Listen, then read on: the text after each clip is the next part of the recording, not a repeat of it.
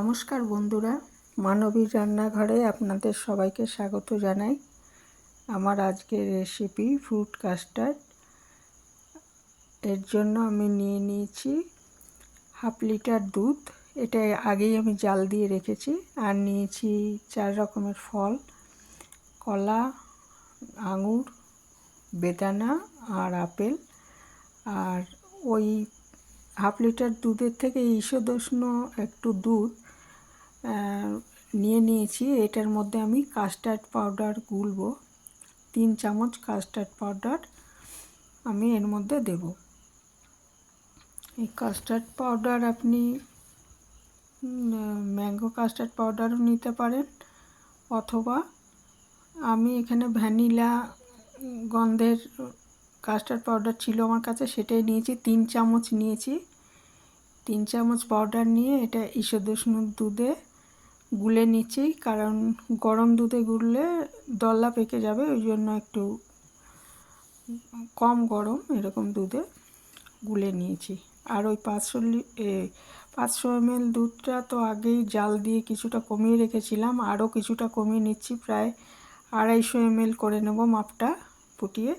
তারপরে আস্তে আস্তে এটার মধ্যে আমি ওই কাস্টার্ড পাউডার মেশানো দুধটা আস্তে আস্তে মিশিয়ে 6-7 মিনিট এটা একদম লো আঁচে ফুটিয়ে নেব, একদম ঘন করে নেব আর কি। হ্যাঁ, সেটা আপনার ইচ্ছা মতো। যদি একটু কম ঘন রাখতে চান তাহলে একটু কম ফোটাবেন, আর যদি বেশি ক্রিমি ভাব মানে ঘন রাখতে চান তাহলে একটু 7-8 মিনিট ফুটিয়ে নিতে হবে। একদম লো আঁচে ফোটাতে হবে, আর অনবরত এরকম হাতা দিয়ে নেড়ে দিতে হবে, না হলে এটা তলায় পোড়া লেগে যাবে। এটা পোড়া লেগে যাওয়ার সম্ভাবনা খুব বেশি, কাজে এটা অনবরতই নাড়তে হবে আর কি। আর এই সময় দুধের মধ্যে কিন্তু আমি বলতে ভুলে গেছি যে 3 চামচ চিনি আমি আগেই মিশিয়ে রেখেছিলাম। 3 চামচ চিনি এর মধ্যে ফুটিয়ে নিচ্ছি। আর 3 চামচ চিনি যথেষ্ট, ফল তো এমনি মিষ্টি, কাজেই এটার মধ্যে 3 চামচ চিনি দিলেই হবে। এটা ফুটিয়ে নেওয়ার পর এই যে দেখুন একদম ঘন হয়ে গেছে। এবারে আঁচটা বন্ধ করে হয় ঘরের উষ্ণতায় এটাকে ঠান্ডা করতে হবে, নয়তো ফ্যানের তলায় ঠান্ডা করে নিতে হবে। একদম ফলগুলো মেশানোর আগে কিন্তু আমাদের এটা একদম ঠান্ডা করে নিতে হবে। এটা ঠান্ডা হোক, ততক্ষণে আমরা ওই ফলগুলো টুকরো করে নেব, ছোট ছোট টুকরো। তো এই দেখুন এবারে আমাদের এটা ঠান্ডা হয়ে গেছে, একটা পাত্রে ঢেলে নিয়েছিলাম। আর ফলগুলো আমি বেদানাটা ছাড়িয়ে নিয়েছি, আর আপেল, কলা আর আঙুর টুকরো করে নিয়েছি। আঙুরগুলোর একটু দানা ছিল, সেগুলো ফেলে দিয়েছি, আর বাকিগুলো ছোট ছোট টুকরো করে নিয়েছি। কলা কিন্তু মাস্ট, এর মধ্যে অনেকে পাকা পেঁপেও দেন, যদি পছন্দ করেন পাকা পেঁপে দিতে পারেন, আর সাদা আঙুর দিতে পারেন। আর কলা কিন্তু দিতেই হবে, কলাটা খুব ভালো লাগে এর মধ্যে। আমের সময় হলে একটু আম দিতে পারেন, এখন যেহেতু আমের সময় নয় ওই জন্য এই ফলগুলি দিয়েছি আমি। আর এটা দেখুন কতটা ক্রিমি হয়েছে, একদম ঘন মতো হয়েছে। এবার এই সব ফলগুলো, বেদানা আমি কিছুটা নিয়েছি আর কিছুটা পরে সাজানোর জন্য ব্যবহার করব।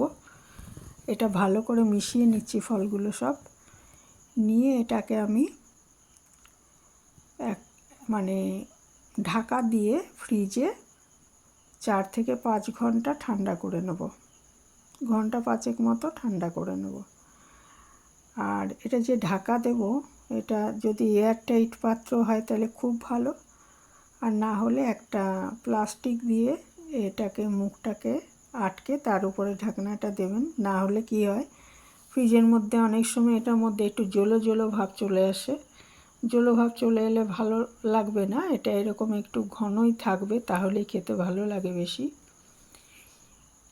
তো এই যে আমি এইভাবে একটু প্লাস্টিক দিয়ে মুড়ে দিয়েছি, দিয়ে এটাকে একটা থালা দিয়ে ঢেকে আমি ফ্রিজের মধ্যে প্রায় 5 ঘন্টা রেখে দিয়েছিলাম।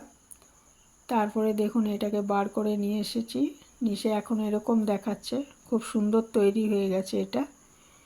এবারে এটাকে আমি ছোট ছোট পাত্রে। ওপরে একটু আবার বেদানা সাজিয়ে দিলাম, আর ছোট পাত্রে আমি এটাকে তুলে হাতা দিয়ে তুলে নেব, নিয়ে পরিবেশন করব। একদম রেডি হয়ে গেছে এটা।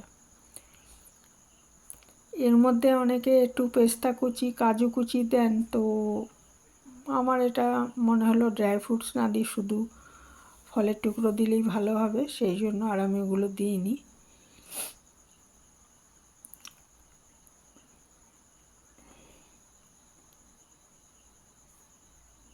তাই এই ছিল আমার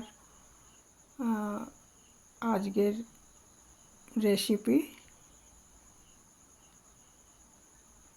রেসিপিটা কেমন লাগলো জানাবেন।